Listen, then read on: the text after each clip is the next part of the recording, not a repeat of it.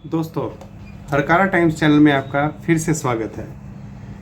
जैसे कि दोस्तों आपको पता है कि हमने लास्ट टाइम एक नया एपिसोड शुरू किया है, that is divine play and song of life. उसी के अंडर आज हम दूसरा वीडियो शूट कर रहे हैं। डॉक्टर साहब, एक बात बताइए कि हम शुरू से ही पढ़ते आए हैं या फिर एक सब में है कि मैनकाइंड और धर्म का बहुत आपस में बहुत गहरा रिश्ता है। एक धर्म ही है जो एक मैनकाइंड को मुक्ति, साल्वेशन या लिबरेशन की तरफ ले जा सकता है। लेकिन वहीं हम देखते हैं कि मैनकाइंड का या फिर एक मनुष्य का धर्म से आजकल कोई इतना लेना देना है नहीं। तो डॉक्टर साहब, आप इसको प्लीज़ डिफाइन करेंगे कि कैसे एक मैनकाइंड और धर्म रिलेटेड है और कैसे, मतलब कि हम कह सकते हैं कि ये धर्म के बिना एक मैनकाइंड की मतलब कि मुक्ति नहीं है, सो कॉल्ड। ठीक। प्यारे दर्शकों, आप सबके भीतर स्वयं प्रकाशमान ज्योत को डॉक्टर संत प्रणाम। दर्शकों, ये जो सवाल है, Mankind the relation with religion, धर्म की जो क्या बोलेंगे हम कि क्या है धर्म।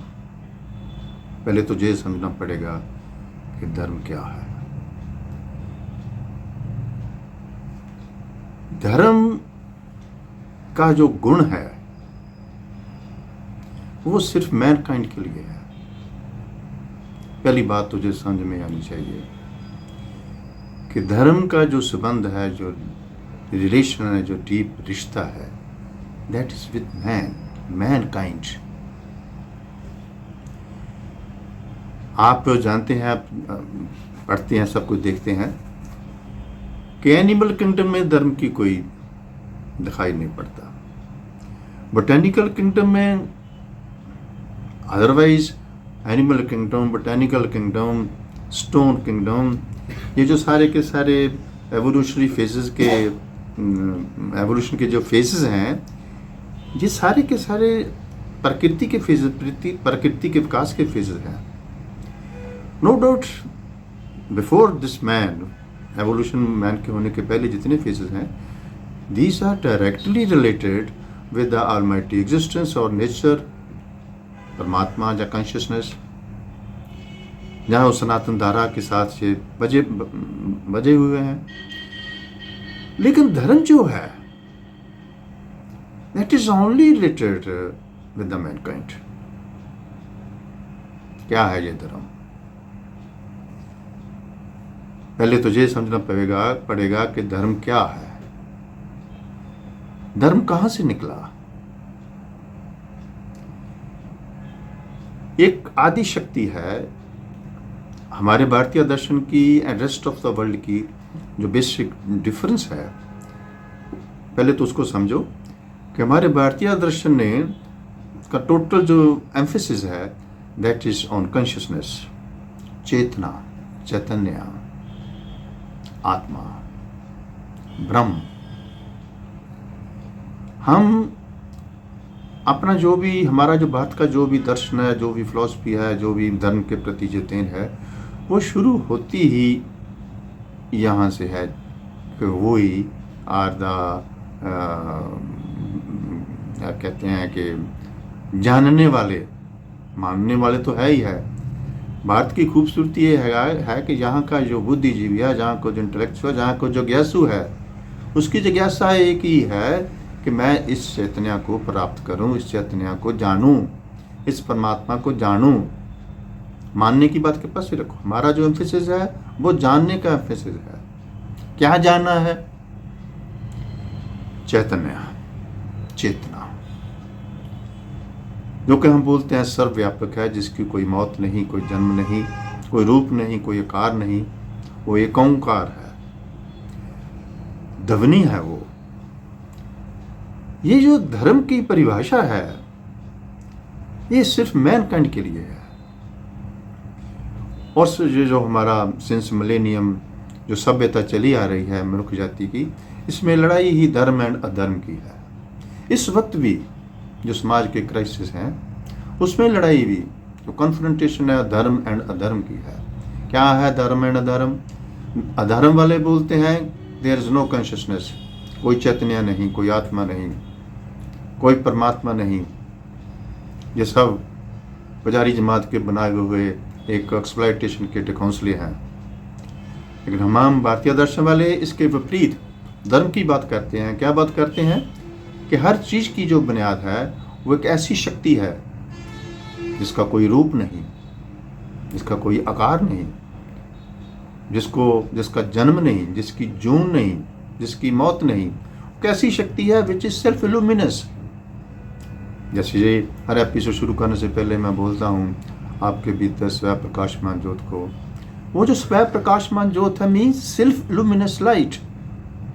हमारी जो भारतीय दर्शन की सारी जो एम्फेसिस है, जो हमने जितने भी वेद रचे हैं, उपनिषद हैं, पुराण हैं, जितने भी हमारे स्क्रिप्चर्स हैं, उनका सभी का एक ही एम्फेसिस है, how to realise this consciousness. इस आत्मा से कैसे जानू हो, इस चैतन्य से कैसे मिलाप हो। यही डिफरेंस है धर्म और अधर्म का, यही डिफरेंस है। चैतन्य मीन्स, आत्मा मीन्स, चेतना means subjective behaviour, subjective world, subjectivity. अधर्म मीन्स मैटर, पदार्थ, ऑब्जेक्टिव वर्ल्ड, बाहर। ये दो लड़ाई, कन्फ्रंटेशन जो चली आ रही है सिंस मिलेनियम, इसी के आधार पर एवोल्यूशनरी प्रोसेस खड़ा है। भारत की खूबसूरती ये है कि जो उसके विरोधी हैं, जो ऑब्जेक्टिव वर्ल्ड, मटीरियल वर्ल्ड, इस वक्त आप देखो कि रेस्ट ऑफ द वर्ल्ड में ये जो अब चल रहा है, most important phenomena is Marxism. उस मार्क्सिज्म के साथ जुड़ गई साड़ी modern science and technology, modern science and technology, modern development, modern psychology, modern philosophy along with Marxism. इन लोगों ने एक अपना जो अधर्म की दुनिया का एक व्याख्या की है, एक्सप्लेन किया है कि दिस इज वर्ल्ड, इसके पार कुछ नहीं। लेकिन हम जो भारतीय हैं वो बोलते हैं कि ये जो आप बोल रहे हैं पदार्थ है, ऑब्जेक्ट है, बाहरमुखी वर्तारा है, हमारे लिए ये कुछ नहीं। ये तो जो हमारा सब्जेक्ट वर्ल्ड है, सब्जेक्टिविटी है, कॉन्शियसनेस है, उससे पैदा हुए जो भी एवोल्यूशनरी प्रोसेस वर्तारे निकलते हैं, ये उसकी मैनिफेस्टेशन है ऑब्जेक्टिव वर्ल्ड। सो हमारा जो बेसिस है वो है कॉन्शियसनेस। वेस्टर्न वर्ल्ड का एंड मार्क्सिज्म का जो बेसिस है वो है मैटर, पदार्थ। पहली बात तो ये हो गई, जो पदार्थ पे खड़े हैं, मैटर पे खड़े हैं, वो इतनी व्याख्या कर रहे हैं, इतना लिटरेचर छाप रहे हैं, इतना प्रचार कर रहे हैं ये against this consciousness, against this chaitanya. यही लड़ाई चल रही है। भारत एक तरफ है, रेस्ट ऑफ द वर्ल्ड एक तरफ है। अब स्वपन जी के सवाल पे आते हैं कि जो धर्म क्या है। धर्म को अगर हम जानना चाहें तो एक सेंटेंस, धारण करने योग्य गुण। धर्म जो निकलता है एक शक्ति है, आदि शक्ति है, जिसको हम अटर्नल फोर्स बोलते हैं, सनातन शक्ति बोलते हैं। वो जो सनातन शक्ति है, चैतन्य है, उसके कुछ गुण हैं। उसके जो गुण हैं, उन गुणों को अंगीकार करना, उस गुणों को अपनाना, धारण करने योग्य जो हमारे गुण हैं उसको हम धर्म बोलते हैं। सो ये क्वेश्चन स्वपन जी बहुत ही ब्यूटीफुल मोड पे है कि मनुष्य जीवन में कौन से धारण करने योग्य गुण हैं जिनको हम धर्म बोलते हैं। उनके कंट्रेरी हम देखें रेस्ट ऑफ द, इसके जो अपोजिट है, अधर्म या इरिलीजन, या मार्क्सिज्म या कम्युनिस्ट वर्ल्ड, जिनको हम लेफ्टिस्ट बोलते हैं, उनके साथ ही जुड़ी हुई है western science and technology. Western science and technology and उनकी जो साइकोलॉजी है एंड मार्क्सिज्म है, ये एक है। ये सारे के सारे लोग भारत की विरोधता करते हैं, भारत की इस कॉन्शियसनेस की विरोधता करते हैं, भारतीय दर्शन की विरोधता करते हैं। लेकिन भारत बोलता है कि कुछ धारण करने योग्य गुण हैं। वो जो धारण करने योग्य गुण हैं वो धर्म के गुण हैं। अब सवाल पैदा होता है कि धारण करने योग्य गुण क्या है, कौन से हैं?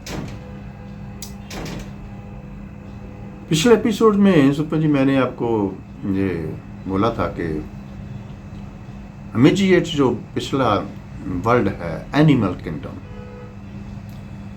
हर किंगडम के अपने अपने गुण हैं, अपने अपने कैरेक्टर्स हैं। ये जो हमसे थोड़ा सा पीछे वाला जो वर्ल्ड है, किंगडम है, जो एनिमल किंगडम है, जो एनिमल किंगडम के गुण हैं, थोड़ा सा मैं उसको फिर रिपीट करूंगा, क्योंकि वही गुण इवॉल्व आगे होने हैं एंड जो हमने उनको अंगीकार करना है। इन दोनों को हम अगर समझाएं तो ये धर्म की हमें समझ आ जाएगी। धारण करने योग्य गुण कौन से हैं एंड एनिमल किंगडम के गुण कौन से हैं। अगर जो एनिमल किंगडम के गुण जो मैं एक्सप्लेन करूंगा, अगर हम उनको अडॉप्ट करते हैं तो हम मनुष्य नहीं बन सकते, मनुष्य नहीं कहला सकते। वो जो एनिमल किंगडम के गुण हैं उनको छोड़ना पड़ेगा, और जो धारण करने जो क्या गुण है, जो धर्म, जिसको हम धर्म बोलते हैं, उसको धारण करना पड़ेगा। तो पहला पता तो चले हमारी ट्रेजेडी क्या है। हम मनुष्य होते हुए भी, मैनकाइंड के supreme peak of the evolutionary world के प्रोडक्ट होते हुए भी हमें नहीं मालूम कि धारण करने योग्य गुण क्या हैं। रिपीटेडली हम क्या कर रहे हैं कि जो एनिमल किंगडम के गुण हैं उन्हीं को ही हम फॉलो कर रहे हैं, उन्हीं के हम स्लेव हैं। हमारा जो समुच्चा कंट्रोल है वो वही एनिमल किंगडम के जो गुण हैं वही हमें नहीं छोड़ रहे। बहुत इसका व्याख्या बहुत लंबी चौड़ी है, लेकिन कुछ मिनट में मैं खत्म करूंगा कि ये जो एनिमल किंगडम के गुण हैं उसमें पहला गुण है अनकॉन्शियसनेस, बेहोशमयी अवस्था। दूसरा उसका गुण है कलेक्टिव साइकोलॉजी, कलेक्टिवनेस। फिर रिपीट करूंगा। पहला जो एनिमल किंगडम का गुण है दैट इज अनकॉन्शियसनेस, बेहोश। एनिमल बेहोश है क्योंकि उसके पास मन नहीं। दूसरा जो एनिमल किंगडम का गुण है वो है कलेक्टिव साइकोलॉजी। तीसरा जो एनिमल किंगडम का गुण है वो है स्लेवरी। तीसरा गुण स्लेवरी हो गया। चौथा जो एनिमल किंगडम का गुण है वो है रिस्पॉन्सिबिलिटी दूसरे की। एंड जो पांचवा जो है वो है सर्टेनिटी, निश्चित है। जो 5 गुण एनिमल किंगडम के हैं, एवोल्यूशनरी प्रोसेस के साथ जब हम मनुष्य बन गए तो जो 5 के 5 गुण हमारे अनकॉन्शियस माइंड में पड़े हैं। मनुष्य की जो सबसे बड़ी ट्रेजेडी है वो यही है कि जो 5 गुण एनिमल किंगडम के, जो 5 गुण मनुष्य का पीछा नहीं छोड़ते। That is why this unconscious mind is very powerful. बोलते हैं कि 9 times powerful than the conscious mind. काम सारे अब मनुष्य पैदा हो गया। The peak of evolution is मनुष्य। मनुष्य के पैदा होने के साथ उसके गुण जो बदल जाएंगे। धर्म के जो गुण हैं, ये एनिमल किंगडम में, एनिमल में तो धर्म के कोई वास्ता नहीं। एनिमल का धर्म के साथ कोई वास्ता नहीं। अगर धर्म के साथ वास्ता हो तो वो जो हम उनकी जो बच्चे पैदा करते हैं, जो उनके रिलेशन है सारे के सारे, उनको पता ही नहीं, क्योंकि वो बेहोश हैं, वो कलेक्टिव हैं। जानवरों की जो उनको तोड़ने वाली जो हंटर है वो उसका एक मालिक है, उसकी रिस्पॉन्सिबिलिटी है इनको क्या देना है, क्या पीने को देना है। इसलिए वो जो उस वर्क में जो एनिमल है वो सर्टेन है कि मेरा मालिक है, मेरे को नहलाएगा भी, मेरे को खाना भी देगा।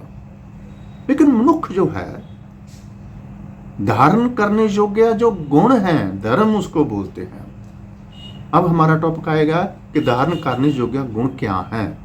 पहली बात मैं फिर रिपीट करूंगा, जो अनकॉन्शियस माइंड में जो हमारे एनिमल किंगडम के जो मैंने गुण अभी बताए हैं वो बहुत पावरफुल है, वहाँ पड़े हैं, वही हमारा पीछा नहीं छोड़ते। उसी को लेकर हम समझते हैं अपने आप को मनुष्य हैं, लेकिन गुण जो है वो एनिमल के हैं। सो मनुष्य के गुण क्या हों? मनुष्य के गुण वही होंगे जो धर्म के गुण हैं। वो क्या है? उसके विपरीत। जो एनिमल किंगडम का पहला गुण था अनकॉन्शियसनेस, तो मनुष्य का पहला गुण है कॉन्शियसनेस।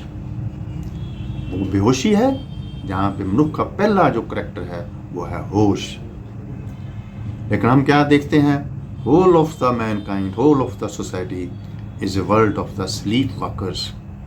बेहोश में लोगों की जो दुनिया है, उनको पता ही नहीं होश किसको बोलते हैं, क्या होता है कॉन्शियसनेस, क्योंकि हम तो उसकी निगेशन करते हैं। जो धर्म जो है, जो इसके विपरीत है, वो तो कॉन्शियसनेस की निगेशन करते हैं, बोलते हैं है ही नहीं। तो मनुष्य कैसे कॉन्शियस हो जाएगा? इसके लिए ये जो पोलिटिकल सुपरस्ट्रक्चर हैं थ्रू आउट द वर्ल्ड, उनका एक ही मकसद होता है कि मनुष्य को कैसे अनकॉन्शियस एनिमल किंगडम के गुण में रखा जाए, उसको मैनकाइंड के जो गुण है उसमें उसका प्रवेश ना होने दिया जाए। सो फर्स्ट गुण जो है, धारण करने योग्य जो गुण है, धर्म का जो पहला गुण है वो है कॉन्शियसनेस, होश में ही होना। दूसरा कलेक्टिवनेस, एनिमल किंगडम में दूसरा गुण है कलेक्टिवनेस। मैनकाइंड का, मैनुअल वर्ल्ड का जो दूसरा जो गुण है जो धारण करने योग्य है वो है इंडिविजुअलिटी। कौन हमें इंडिविजुअल होने देता है? सुबह से लेकर शाम तक ये जो समाज का टोटल इंफ्रास्ट्रक्चर है, जो समाज की टोटल इंस्टीट्यूशन ऑफ फैमिली है, इंस्टीट्यूशन ऑफ प्रॉपर्टी है एंड अदर इंस्टीट्यूशंस हैं, ऑर्गेनाइज्ड रिलीजन के इंस्टीट्यूशन है, प्रीस्टली जमात है और सभी लोग हैं। कोई भी प्राणी किसी भी प्राणी को इंडिविजुअल होने ही नहीं देना चाहता। वो बोलता कैसे तू हो जाएगा, तेरी इंडिविजुअल साइकोलॉजी पनपेगी नहीं। जबकि ये धर्म का करैक्टर है, इंडिविजुअल होना। तीसरा स्लेवरी। जब हम कॉन्शियस हो जाएंगे, जब हम इंडिविजुअल हो जाएंगे, तो हम अपने मालिक खुद बन जाएंगे। दूसरा हमें टर्म डिटेक्ट नहीं कर सकता। हम अपने कर्म का, अपने डीड का रिस्पॉन्सिबिलिटी हमारी मनुष्य की अपनी होगी। लेकिन हमारी वो जो इंडिविजुअलिटी है, हमारी कॉन्शियसनेस, वो तो पैदा ही नहीं, वो गुण तो हमने अडॉप्ट ही नहीं किया है। तो that is why every man is dependent upon the others. ऐसी निर्भरता है दूसरे पर। वे जो दूसरे पर निर्भरता है, यही इरिलीजन है। कलेक्टिव साइकोलॉजी ही इरिलीजन है, अनकॉन्शियसनेस ही इरिलीजन है। तीसरा हो गया। चौथा रिस्पॉन्सिबिलिटी दूसरे की है। आज आप देखें, जब मॉडर्न साइंस एंड टेक्नोलॉजी आ गई, कितना विकास हो गया, लेकिन हमें जो संभालने वाला है, ख्यालों में ही है परमात्मा हमें संभाल रहा है। हमें कौन संभाल रहा है? Political superstructure. वो अपनी ऑर्गेनाइजेशंस पैदा करती है, वो इकोनॉमिक संस्थाएं खड़ी करती हैं, वो सोशल एंड कल्चरल संस्थाएं खड़ी करती हैं, वो मज़हब पर जुड़ी हुई, कम्युनल सेक्स पर जुड़ी हुई, थियोलॉजी पर आधारित वो वक्रो बकरे सेक्स पैदा करते हैं। मेरे को स्वप्न जी आप बता दो, कोई व्यक्ति इंडिपेंडेंट है? सभी किसी न किसी डेरे के साथ जुड़े हुए हैं। हम डेरों की विरोधता करते हैं, करो, दैट इज पॉलिटिकल विरोधता। लेकिन जो बेसिक थिंग है वो ये है कि हम इंडिविजुअल नहीं हैं, हम कॉन्शियस नहीं हैं, हम दूसरे के स्लेव हैं। जब हम दूसरे के स्लेव हैं, पॉलिटिकल स्ट्रक्चर के स्लेव हैं, वो ही हमें चला रही है। आपने कितना टैक्स देना है, कौन, हम टैक्स क्यों दें? ये जो टैक्स की सारी प्रथा है हमारे भारतीय दर्शन में, जो हमारे बिफोर दिस कलयुग का पीरियड हुआ करता था, कोई टैक्स की प्रथा नहीं थी। लेकिन वो बोलते हैं हम आपको ये देते हैं, हम आपको ये फैसिलिटीज़ देते हैं, हम आपको ये फैसिलिटीज़ देते हैं। ये जो पॉलिटिकल सुपर स्ट्रक्चर है, दैट्स वाई इसको प्राप्त करने के लिए इतनी लड़ाई, इतना जदोजहद होती है कि इसको एक्सप्लेन करना बहुत डिफ़िकल्ट है। सो ये तीसरा जो हमारा धारण कारण जो गुण है वो है इंडिपेंडेंट, आज़ादी, फ्रीडम। किससे? जो लोग हमें गुलाम बना रहे हैं वो स्लेवरी नहीं होगी। स्लेवरी का विपरीत क्या होगा? फ्रीडम। मनुष्य आज़ाद है, अपने फैसले वो खुद ले। तीसरा। चौथा जो है, जो चौथा हो गया। पांचवा जो है कि जब हम स्लेव हैं, दूसरे पर निर्भर हैं, तो हम सोचते हैं कि निश्चितता आ गई, किसी प्रकार की कोई घबराने की जरूरत नहीं। दूसरा रिस्पॉन्सिबल है एंड सर्टेनिटी। ये जो अनसर्टेनिटी, ये एनिमल किंगडम का गुण था। हमारा जो पांचवा गुण है वो अनसर्टेनिटी। अनसर्टेनिटी की वजह से हमें एक्सपेक्ट किया जाता है। अनसर्टेनिटी की वजह से कारण ही ना तो हम कॉन्शियस बने, ना हम इंडिविजुअल बने, ना हम फ्रीडम अटेन की, दूसरी की स्लेवरी, उसको दूसरे पर निर्भरता हमारी रही। एंड ये जो अनसर्टेनिटी है ये हमें इतना दुख देती है, इतना डुअलिज्म में रखती है। ये जो मैं सुपन जी 5 गुण के, इसको हम व्याख्या नेक्स्ट टाइम करेंगे, लेकिन इतना ही अगर हमारे सुनने वाले जो हमारे दोस्त मित्र हैं वो समझ जाएं कि अनकॉन्शियस एंड कॉन्शियस वर्ल्ड में animal kingdom and man kingdom में डिफरेंस क्या है गुणों के आधार पर, इसको समझ जाएं। जो धर्म है उसको, उसके गुणों को धारण करना, उसके जो गुण है उनको धारण करना ही धर्म है। आज इतना ही। एक बार फिर आप सबके भीतर उस वह प्रकाशमान ज्योत को डॉक्टर सांझ का प्रणाम। धन्यवाद डॉक्टर साहब। और दोस्तों, अगर ये वीडियो आपको पसंद आए तो इसको सब्सक्राइब, लाइक और शेयर ज़रूर कीजिए।